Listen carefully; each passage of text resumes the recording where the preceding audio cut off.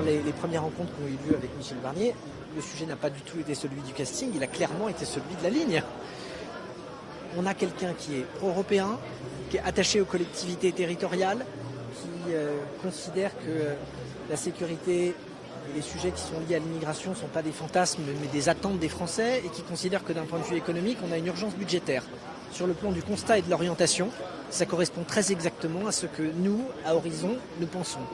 Ensuite, avec qui, pour faire quoi, quel texte, quelle priorité, il reste des sujets. Mais je ne vais pas faire semblant de vous dire qu'on va se poser des questions, qu'on se réunira pour un conclave, pour décider à 38 voix contre 35 si on le soutient ou si on ne le soutient pas, ou je ne sais quoi de ce type. Il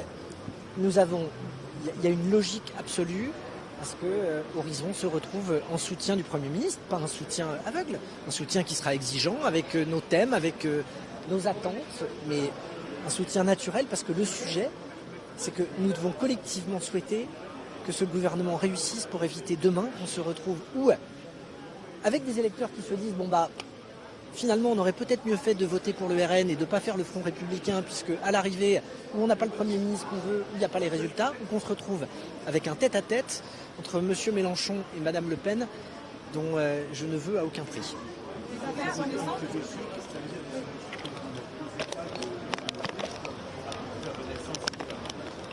Je crois que la formule est d'Édouard Philippe il y a quelques jours. Il avait dit lui-même qu'il ne posait pas de ligne rouge parce que les lignes rouges, ça empêchait la discussion.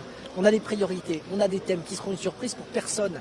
Je le redis, on considère que la confiance aux élus locaux, que la dimension européenne, que les sujets régaliens, que même si ça fait plaisir à personne, le sérieux budgétaire sont évidemment des thèmes auxquels nous accordons beaucoup d'importance.